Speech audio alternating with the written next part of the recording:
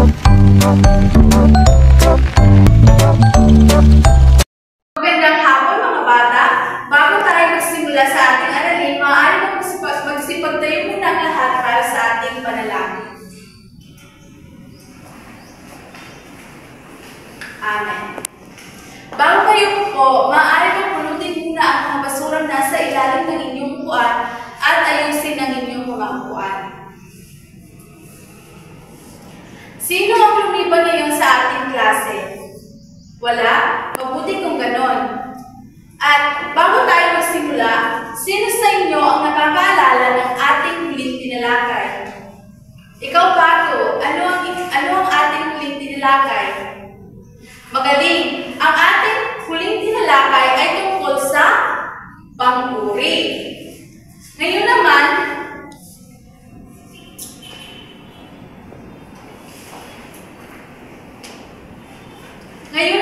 may ipapagawa ako sa inyo.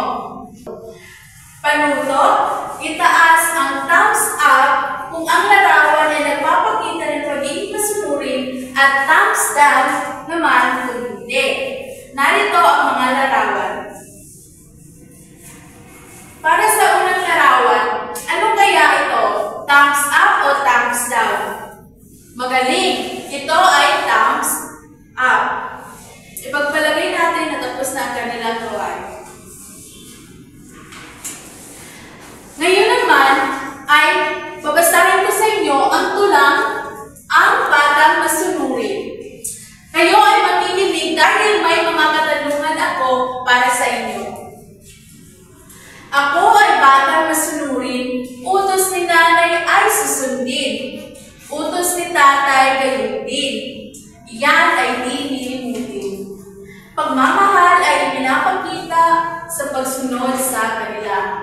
Ang mag-anak ay sasaya, kaming lahat ay maligaya. Naiintindihan ba ang ating tula? Magaling. Ngayon, sagutin ang mga tanong na ito. Ang unang tanong ay, tungkol saan ang tula? Ikaw, Rodel, magaling. Ang tula ay tungkol sa masunuring bata. Pangalawang tanong, sino ang masunurin? Ikaw, Yuni. Magaling. Ang masunurin ay ang bata. Pangatlong tanong, kanino mga utos ang kanyang sinusunod? Ikaw, Tresha. Tama. Ang kanyang sinusunod ay ang kanyang mga magulang. Bigyan natin ang ating mga sarili ng 5 pagsat dahil nasagot ninyo ang mga tanong. 1, 2, 3, 4, 5. Kanina, binasa natin ang tulang ang batang masunurin. Ano ang napansin ninyo sa batang nasa tula? Ikaw, Diana. Magaling. Ano ang ginagawa ng bata bilang isang masunurin? Ikaw, Dato. Tama. Ano sa palagay ninyo ang ating tatalakayin ngayong umaga? So, ang tatalakayin natin ngayong umaga ay tungkol sa paggawa ng mabuti, kinalulugdan ng Diyos. Ngayon, babasahin ko sa inyo ang kahulugan ng paggawa ng mabuti, kinalulugdan ng Diyos. Ang paggawa ng mabuti sa iba ay nagpapakita ng kabutihang loob na kinalulugdan ng Diyos. Ang batang masunurin ay nagagawa ang mga bagay na kinalulugdan ng Diyos. Ang Diyos ay natutuwa sa mga batang sumusunod sa kanilang magulang at gumagawa ng mabuti sa kapwa. Ang pagiging masunurin ay nagpapakita ng respeto at pagmamahal sa pamilya. Narito ang mga isang batang masunurin ay una, tumutulong sa gawaing bahay. Pangalawa, nakikinig at sumusunod sa utos ng magulang. Pangatlo, magalang sa nakakatanda. Pang-apat, tumutulong sa kaibigan at nangangailangan. Kayo ba, tumutulong ba kayo sa inyong mga kaibigan at nangangailangan? Tama, magaling yan. Ang pagsunod sa magulang ay mahalaga dahil, una, basahin natin, Sila ay nag-aalaga at nagmamahal sa atin. Pangalawa, alam nila ang makakabuti para sa atin. Pangatlo, pagpapakita ng respeto at pagmamahal. Narito naman ang paggawa ng mabuti sa kapwa ay mahalaga dahil una, nakakatulong tayo sa iba, nagpapasaya tayo ng ibang tao, at natutuwa ang Diyos sa atin. Ngayon, naintindihan niyo na ang kinalulugdan ng Diyos, mas paitingin pa natin ito. Kapag sinabi ni nanay na huwag muna maglaro, ano ang dapat mong gawin? Ikaw, Rodel, tama. Kung may nakita kang kaklase na walang lapis, ano ang gagawin mo? Ikaw, Yumi, tama. Paghihiramin mo ang iyong kaklase ng lapis. Kung may matandang nahihirapan magbuhat, paano mo siya tutulungan? Tama, tutulungan mo siya magbuhat. Ngayon, naintindihan niyo ba ang ating talakayan?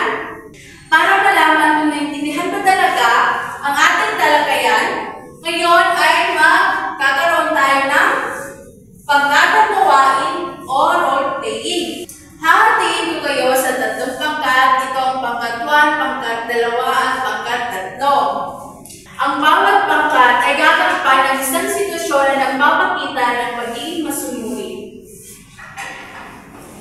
Para sa unang pangkat, si nanay ay humihiling ng tulong sa pagligpit ng gawain.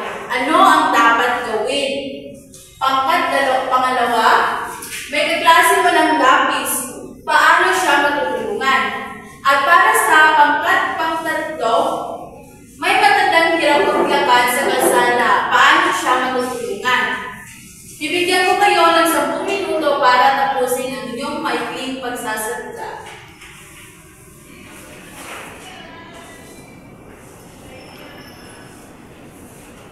Tapos na ba ang lahat? Magaling! Tunay nga ang inyong pagsasalita ay nagpapakita ng paggawa ng mabuti o ng pagiging mabuting tao. Bigyan natin ang ating mga sarili ng magaling na palakpak. 1, 2, 3, 1, 2, 3, magaling, magaling. Ngayon naman, papangkatin ko ulit kayo ng 2 pangkat. Para sa unang pangkat, alin sa mga sumusunod na gawain ang nagpapakita ng pagsunod sa utos ng magulang? Piliin sa loob ng kahon at ipaskil sa pisara. Pipili kayo dito at ipapaskil sa pisara. At sa ikalawang pangkat naman, sa loob ng kahon, hanapin ang mga larawan na nagpapakita ng pagsunod at ipaskil ito sa pisara. Bibigyan ko kayo ng 5 minuto para idikit ito sa pisara. Maraming salamat sa inyong mga sagot, mga bata. Lahat ng idikit nyo dito sa pisara ay tama. Bigyan natin ang ating mga sarili ng 10 palakpak. Ngayon, naintindihan nyo na ba ang ating aralin? Mabuti. Kaya, palaging tandaan na pinagpapala ng Diyos ang bata na sumuri sa magulang. Ang pagsunod sa utos ng magulang at paggawa ng mabuti ay nagpapakita ng isang mabuting bata at ito ay kinalulugdan ng Diyos. Para sa inyong pagtataya, isulat ito sa inyong kwaderno at sagutan. Panuto, lagyan ng masaya kung tama ang ginawa at malungkot kung hindi. Bibigyan ko kayo ng 5 minuto para sagutan. Tapos na ba kayong sumagot? Pakipasa ng inyong kwaderno sa harap.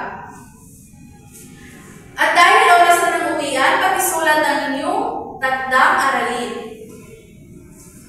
Ang inyong takdang aralin ay ikukwento mo bukas kay teacher ang isang mabuting gawa na ginawa mo sa inyong bahay. Bibigyan ko kayo ng 5 minuto para isulat ang inyong takdang aralin. Tapos na ba kayong sumulat ng inyong takdang aralin? Kung ganon, magsitayong lahat para sa ating pambukas na panalangin. Bago kayo lumabas, pagpupulot ng mga basurang nasa ilalim ng inyong upuan at pakiayos ng mga upuan. Maraming salamat.